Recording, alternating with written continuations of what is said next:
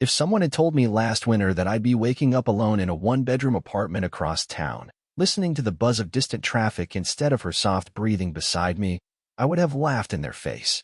Back then, I thought my marriage was unbreakable. Now? Now I know better.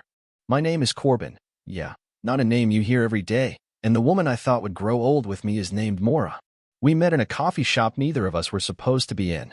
She hated coffee. I hated mornings.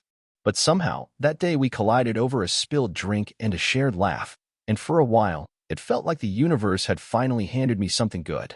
Fast forward 11 years, and the laughter was gone, replaced by cold silences, missed calls, and glances that passed through me like I wasn't even there. It started subtly.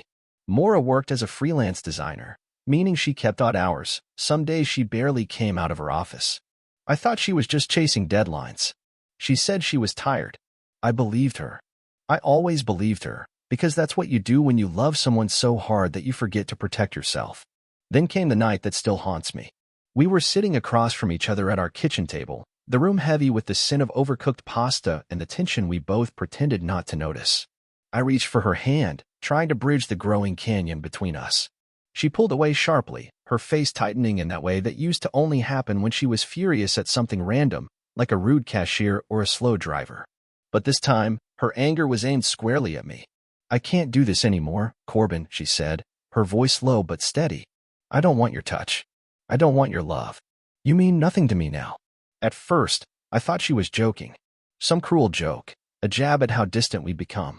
But there was no teasing spark in her eyes. No hint of the woman who used to sneak love notes into my lunch bag. There was only stone-cold truth. I nodded, swallowing the lump rising in my throat. I didn't argue. I didn't beg. Maybe the old me would have. Maybe a younger Corbin would have pleaded for another chance, another try, a way to fix it. But not this Corbin.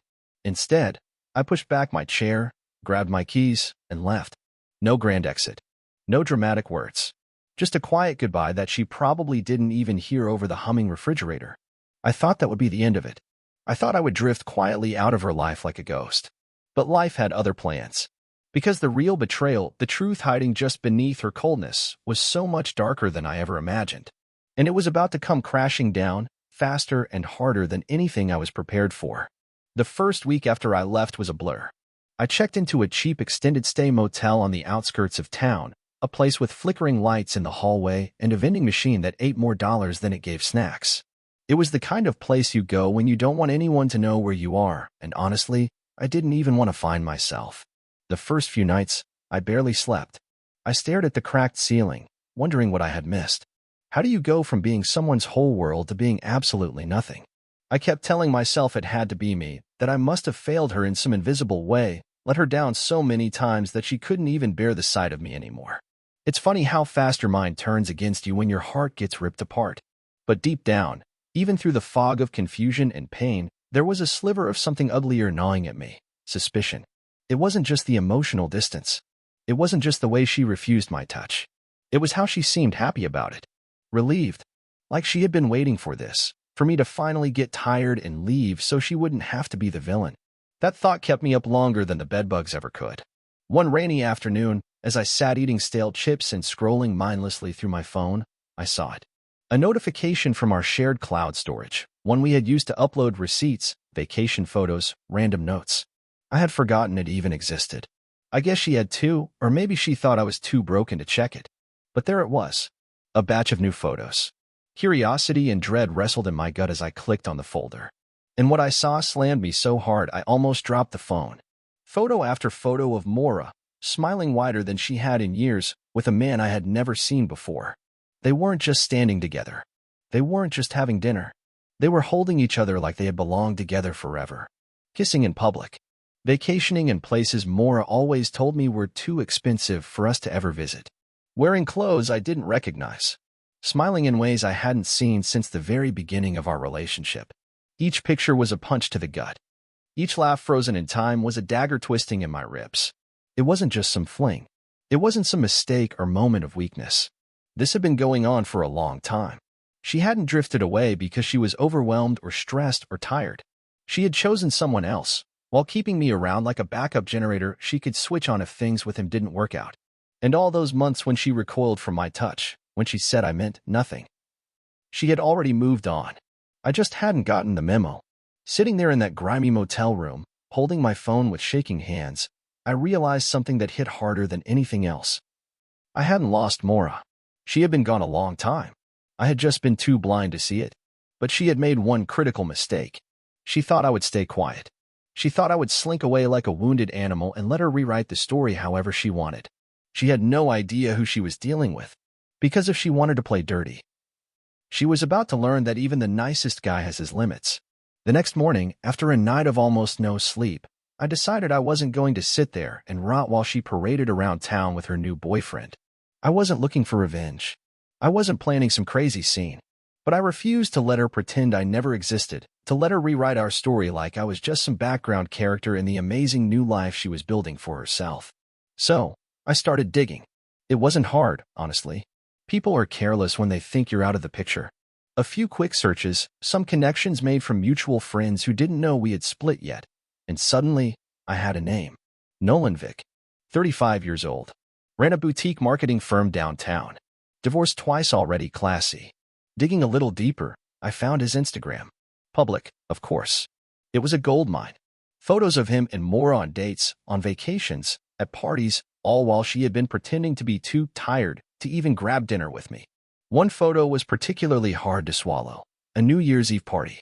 There she was, in the red dress she told me was too fancy to ever wear, clinking glasses with him, her arms wrapped around his neck.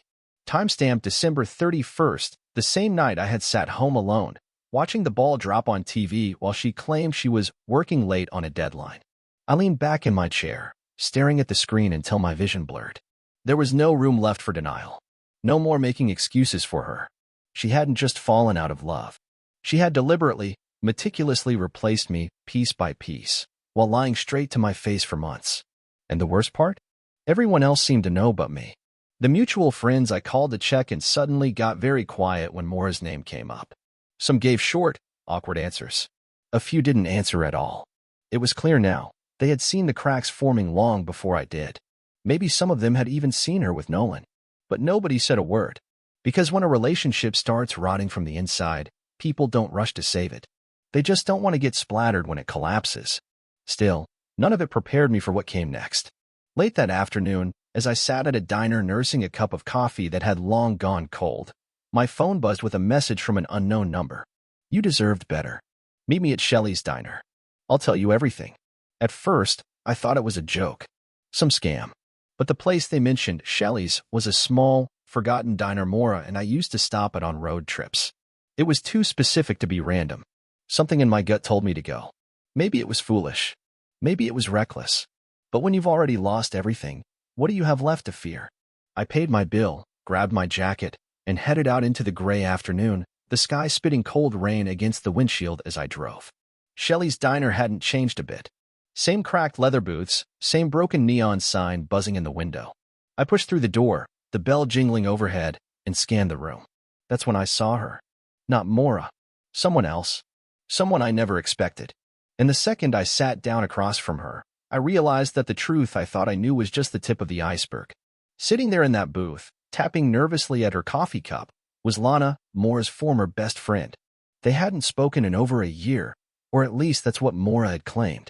Seeing her now, I knew there was no accident in this meeting. Lana wasn't the kind of person who wasted time on sympathy or small talk. She had the look of someone who had been carrying a heavy secret for too long. Without even greeting me properly, she leaned in and said, "You need to hear what she's been doing behind your back." My stomach twisted, but I nodded. I had come this far. Might as well rip the bandage all the way off. "She's been seeing Nolan for almost a year, Corbin," Lana said, her voice low but urgent. "Not 6 months. A year. And it's worse than just them sneaking around." I felt my jaw tighten, but I stayed silent, letting her talk. "She planned this, you know? She used you. She didn't just fall out of love. She knew exactly when and how she was going to get out. She started stashing money months ago. She opened a separate bank account. She was lining up everything to leave you, but only once she knew Nolan would take her in." I blinked, trying to absorb the words. The Maura I thought I knew, the woman who once cried when I surprised her with flowers after a hard week, that woman wasn't real anymore. Maybe she never was. Lana wasn't finished. She told people you were controlling, that you didn't support her dreams. that you made her feel small and trapped. She's been playing victim for months. She wanted everyone to think she had no choice but to move on. I clenched my fists under the table, trying to stay calm. I wasn't a saint, sure. No marriage is perfect. But I had never once stopped her from doing anything. I had supported her crazy career changes, her endless side projects, even when they drained our savings. I had stood by her when her father passed, when she lost jobs, when she doubted herself. And now she was rewriting me as the villain? Lana pushed a small envelope across the table. I can't stand by anymore, she said. Here's everything. Screenshots. Emails. Messages she sent me, thinking I'd cover for her. My fingers shook slightly as I took the envelope. I didn't open it there. I couldn't. The walls of Shelley's were closing in, the hum of the ancient jukebox pounding in my ears. Instead, I slid the envelope into my jacket pocket, stood up, and nodded stiffly. Thank you, I said, meaning it more than I could express. Lana just shook her head sadly. She's not who you think she is, Corbin. She hasn't been for a long time. Driving back to the motel, rain slashing at the windshield, I kept thinking about one thing. How long had I been living in a lie? How many moments, smiles, laughs, touches had been fake? Back in my room, under the sickly yellow light, I finally opened the envelope. Inside were dozens of printed screenshots. Text after text after text. Maura joking with Lana about how easy it would be to leave once she milked a little more stability out of me. Laughing about me being so boring compared to Nolan. Talking about how she couldn't wait to watch him crumble. Reading it felt like being gutted. Every insecurity, every sleepless night, every whispered fear I had buried inside, laid out in black and white, confirmed beyond any doubt. I wasn't just disposable to her. I was entertainment. Somewhere between rage and heartbreak, a strange calmness settled over me. If Maura thought she had the final word in this story, she was about to find out she had underestimated me in the worst way possible. I didn't sleep that night. Not because I was crying into my pillow or replaying memories like some broken-hearted fool. No, I stayed awake because my mind was sharpening itself into something I hadn't felt in years. Focused. Cold. Clear. Maura had built her perfect little exit plan. She had painted me as the villain so she could glide into Nolan's arms, bathed in sympathy from everyone who once called themselves our friends. She had counted on me to disappear quietly, to accept my humiliation and fade out of the picture. She didn't realize that her biggest mistake wasn't cheating on me. It was underestimating what I would do once I finally stopped loving her. By sunrise, I had a plan. Nothing crazy. Nothing illegal. Just the truth, laid bare for everyone to see. After all, if Maura had no problem lying about me behind my back, it was only fair I set the record straight, publicly. First, I called an old friend of mine, Dawson, who still worked IT at a local marketing firm. He owed me more than a few favors from our college days, and when I explained what I needed, without getting into too many details, he agreed to help. Within an hour, he had coached me on how to retrieve the backup copies from our shared cloud storage. Turns out Maura hadn't been nearly as clever about covering her tracks as she thought. The next step was even simpler. I compiled everything, the screenshots Lana had given me, the photos of her and Nolan, copies of the texts where she mocked me, plotted to drain our finances, and bragged about playing me like a fiddle, into one clean, tidy file. No commentary. No rage. Just her own words, her own actions, laid out so neatly even a stranger could follow the timeline of her betrayal. And then, without a hint of hesitation, I sent it out. I sent it to the group chat she used to gossip in, to her closest friends, to her mother, to Nolan's ex-wife who, as it turned out, was still not so subtly bitter about how he had left her. And, in a final stroke of poetic justice, I sent it to her work contacts, the very same marketing circles where reputation mattered more than oxygen. I didn't add a single word. No, look what she did to me. No, please feel sorry for me. Just the cold, brutal truth Maura had buried, now exhumed for everyone to see. It didn't take long for the fallout to begin. Less than an hour after sending the files, my phone buzzed like it was possessed. Calls, texts, even voicemails from people I hadn't heard from in years. Most of them were variations of the same message. I had no idea. I'm so sorry. If you need anything, let me know. I didn't answer any of them. I didn't need their sympathy. I didn't need their outrage. All I needed was for the mask Maura wore so proudly to finally crack. And crack it did. By mid-afternoon, Lana texted me a screenshot. Maura's Facebook had been deactivated. Her Instagram wiped clean. Rumors were already spreading through her work network, whispers about her unprofessional behavior and inappropriate relationships. But the best part, the part one didn't expect? Nolan dumped her. Apparently, Mr. Boutique marketing firm didn't appreciate being dragged into a public scandal, especially not one that could cost him contracts and clients. According to Lana, who, bless her, had spies everywhere, Nolan threw her out of his apartment the very same night the emails started circulating. No warm goodbyes. No second chances. Just a suitcase on the curb and a locked door. I sat in my motel room, watching the rain streak down the grimy window, feeling not victorious, not happy, but free. For the first time in what felt like forever, I wasn't carrying Maura's lies like a weight around my neck. She had built her new life on a foundation of betrayal, and when the storm came, it swallowed her whole. All I had to do was step out of the way and let it happen. And believe me, I wasn't done yet. Days passed, but I didn't go running back to the wreckage. I didn't check up on Maura. I didn't stalk her social media. There was nothing left to stalk anyway. I didn't need to see her collapse firsthand. I already knew what would happen when someone who built her world on lies suddenly found herself standing alone. Instead, I focused on something else, rebuilding my own life from the ground up. At first, it was brutal. Waking up in a strange room with no familiar smells, no shared routines. Eating breakfast alone at a corner table while couples and families laughed around me. Watching the sun rise through cracked blinds in a place that didn't feel like home. But little by little, something started to shift. I realized I didn't miss her. Not really. What I missed was the idea of her, the fantasy I had created in my head, where Maura was the person she had once pretended to be. The truth was, the real Maura, the selfish, manipulative, calculating woman who had plotted my downfall while sharing my bed, had been a stranger for longer than I wanted to admit. I started taking long walks every morning before work, clearing my head, letting the cool morning air scrub the bitterness off my skin. I found a better job, not a dream job, but something that made me feel useful again. I made a few new friends, ones who didn't know me as Maura's husband, but just as Corbin. It felt good to start fresh. It felt good to be nobody's afterthought. And then, about a month after everything went down, just when I was starting to really breathe again, my phone buzzed with a number I didn't recognize. I almost didn't answer, but something told me to pick up. Corbin. Her voice was cracked and small, almost unrecognizable. It was Maura. For a moment, I didn't say anything. I just listened to her breathing on the other end of the line, shallow and ragged. I just wanted to say I'm sorry, she stammered. I made a mistake. I made a lot of mistakes. And I miss you. I don't know who I am without you. Please, can we talk? I closed my eyes, feeling nothing. No anger. No heartbreak. Not even pity. Just a strange, profound emptiness where love used to be. I thought about all the nights I had begged her, silently, to just see me, to choose me, to love me the way I loved her.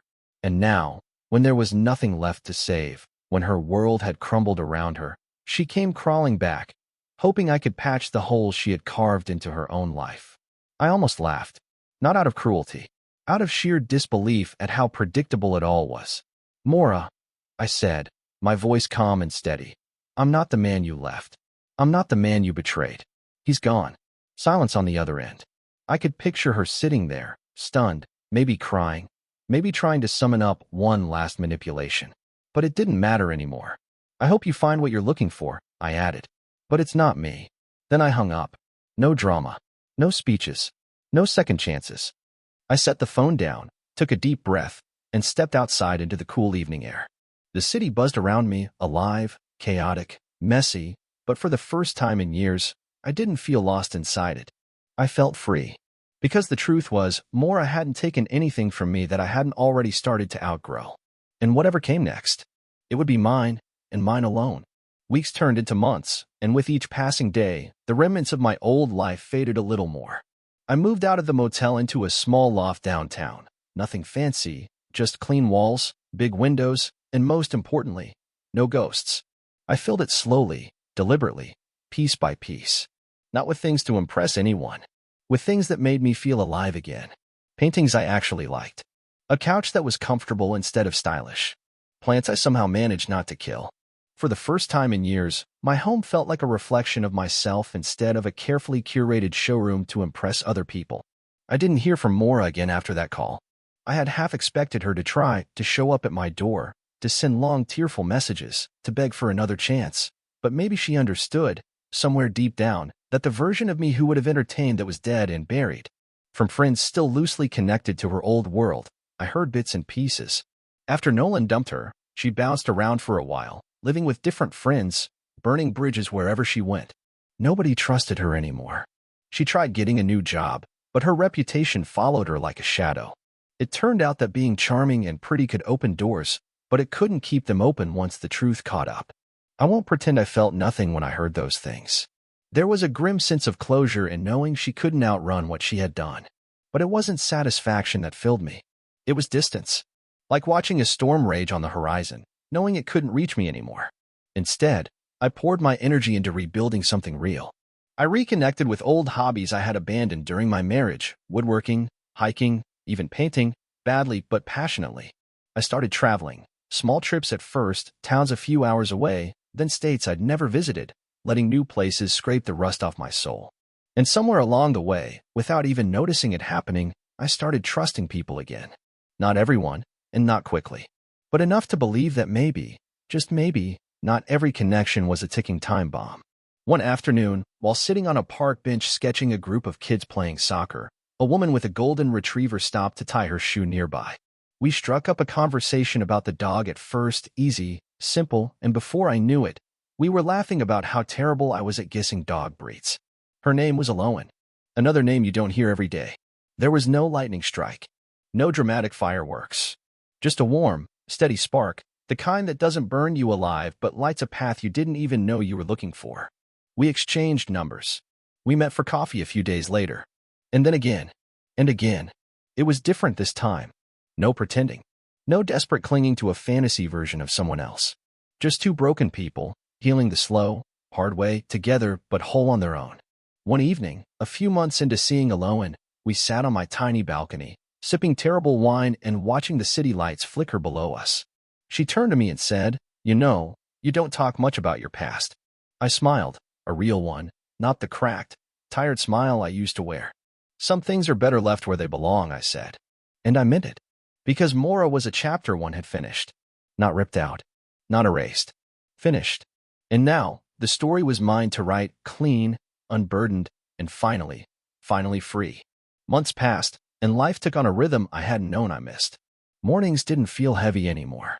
I woke up looking forward to simple things, the way sunlight spilled across the kitchen floor, the smell of fresh coffee, the sound of birds outside my window. No longer did I wake with a knot in my stomach, wondering what new disappointment waited around the corner. The peace wasn't loud or dramatic. It was quiet, steady, and real. Aloan became a constant in my life, but not a crutch. We were two people walking side by side, not leaning on each other to stand, but choosing, day after day, to stay together. With her, there was no need for masks, no fear that love was something that had to be earned through sacrifice and silence. One Saturday, we took her golden retriever, Jasper, on a hike through the old trails that wound around the lake outside the city. The air was crisp, the trees just starting to blush with early autumn. We stopped at a lookout point, watching the sun dip low over the water, the sky bleeding orange and pink. Aloan leaned against me, her head resting lightly on my shoulder, and for the first time in what felt like a lifetime, I realized I wasn't carrying the weight of the past anymore. I wasn't broken. I wasn't bitter. I wasn't waiting for the next blow to fall. I was simply alive, present, free. At some point during that golden hour, she slipped her hand into mine. No words, no grand promises, just a simple, quiet moment of trust. And that's when it hit me. I hadn't just survived losing Maura. I hadn't just stumbled through the wreckage. I had built something better out of the ruins. A life where love was honest. A life where I didn't have to prove my worth to someone who had already decided I wasn't enough. A life that was finally, completely, my own. And as I stood there on that hill, with the future wide open in front of me, I realized something even more powerful. I wasn't angry anymore. I didn't need revenge, or apologies, or closure. I had everything I needed right here, and it was more beautiful than anything I had ever lost.